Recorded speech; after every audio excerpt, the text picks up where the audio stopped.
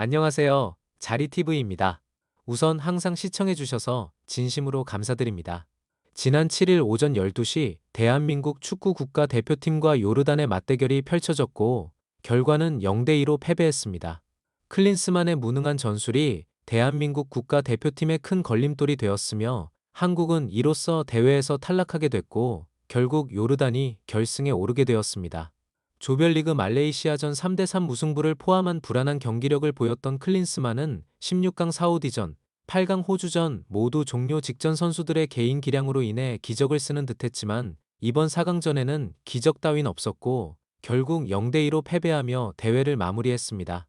물론 한국 축구의 이번 대회 실패에는 여러 원인이 있지만 클린스만 감독의 문제점이 가장 크다고 여겨지는데요.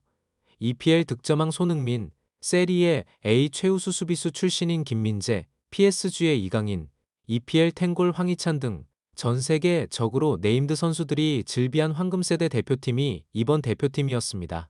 하지만 조별리그 말레이시아전부터 제대로 된 공격 한 번을 못하더니 결국 4강 요르단전에서 이 멤버로 유효 슈팅 단 한 번 때리지 못하고 대회를 마감하게 되었습니다. 현재 많은 팬들이 클린스만 감독을 경질하고 함께 정몽규 회장마저 사퇴해야 한다는 의견이 분분한 가운데 팬들은 다른 감독을 거론하고 있습니다.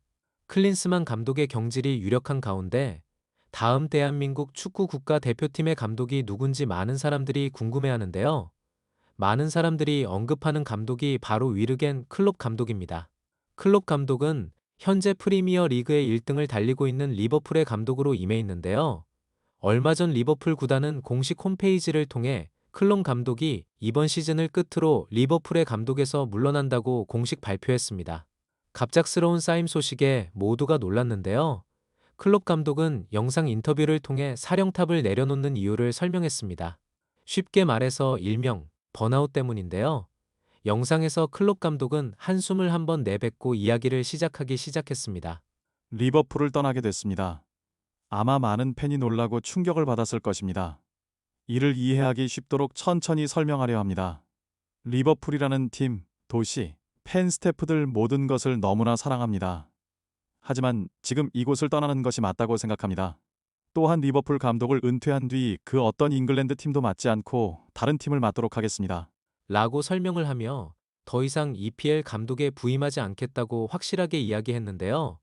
그럼 세계적인 명장인 클롭 감독은 리버풀 감독 은퇴 뒤 어디로 갈지 많은 관심이 쏠리고 있는 가운데 클롭 감독은 얼마 전 일본과 독일의 경기에서 독일이 일본에게 패배 후 율리안 나겔스만 감독을 경질하고 클롭 감독을 선임하겠다는 뜻을 드러낸 적이 있지만 독일 축구 국가대표팀은 아직 나겔스만 감독을 믿겠다는 의견을 내어 클롭 감독은 독일 대표팀 감독에 선임되지 않았습니다. 그렇다면 클롭 감독이 EPL의 감독을 은퇴한 뒤 가장 유력한 감독직은 대표팀 감독직인데요. 마침 대한민국의 클린스만 감독이 경질 직전인 가운데 클롭 감독의 부임은 정말 말이 안 되는 소리는 아닙니다.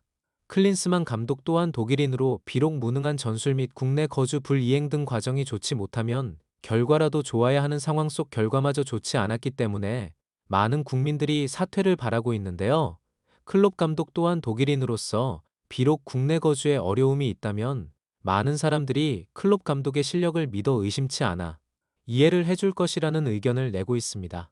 또한 클롭 감독은 예전 도르트문트의 감독에 있을 때부터 그 당시 독일 레버쿠젠에 있던 손흥민 선수를 써보고 싶다며 직접 영입 요청을 하기도 했습니다. 클롭 감독과 손흥민 선수의 인연은 여기서 끝이 아닌데요. 손흥민 선수의 토트넘과 리버풀은 많은 맞대결을 펼쳤고 그 중심에는 항상 손흥민 선수가 있었습니다. 손흥민 선수는 클롭 감독의 리버풀을 만날 때 마다 만나는 족족 득점을 터뜨려 클롭 감독의 머리를 아프게 했고 심지어 클롭 감독은 지난 손흥민 선수가 콘테 체제의 토트넘 밑에서 좋지 못한 성적을 내고 있을 때 감독의 문제인 것을 단박에 알아내고 리버풀로 영입하려 했습니다. 아쉽게 레비 회장에 팔지 않겠다는 의견과 손흥민 선수 또한 토트넘에 대한 애정이 매우 많기 때문에 이적이 협상되진 않았지만 예전부터 클롭 감독은 손흥민 선수에 대한 애정이 대단히 넘쳤습니다. 클롭 감독과 손흥민 선수의 인연은 이게 끝이 아닌데요. 손흥민 선수가 레버쿠젠에서 토트넘에 이적하게 된 시기, 당시 레버쿠젠의 슈미트 감독이 손흥민 선수에게 경기력, 체력에 문제가 없음에도 가장 먼저 교체를 하는 등 출전 시간에 대한 불만을 증가되었고, 손흥민 선수가 느끼기에 프로 데뷔 이래 처음으로 팀 안에서 존중받지 못한다는 생각이 들었다고 합니다. 이렇게 크고 작은 불만이 쌓여갈 때쯤 이적설이 돌았고, 실제로 리버풀과 토트넘이 손흥민 선수의 에이전트를 초대해 자신들의 영입 의지와 손흥민 선수와 앞으로 어떻게 이어갈지 의사를 밝혔다고 합니다. 손흥민 선수는 리버풀과 토트넘 중 한 곳을 선택해야 하는 상황 속 고민에 빠지게 되었는데요. 그 사실을 안 토트넘은 손흥민 선수에게 등번호 7번을 준비했습니다. 오기만 하면 됩니다. 라고 했고, 손흥민 선수는 리버풀보다 그 당시 파격적인 대우 및 주전 보장을 약속한 토트넘으로 가게 되었습니다. 이런 손흥민 선수를 쓰지 못한 클롭 감독은 손흥민 선수에 대한 열망이 매우 클 것이며, 현재 대한민국에는 손흥민 선수 외에도 EPL 탱골제 득점 중인 황희찬 선수도 있기 때문에 클롭 감독이 대한민국 국가대표팀 감독직을 맡는 게 말이 안 되는 소리는 아닙니다. 현재 대한민국 국가대표팀 감독직이 위태로운 가운데 현재 세계적인 감독에서 무직인 감독은 무리뉴 감독과 앞으로 클롭 감독이 있는데요.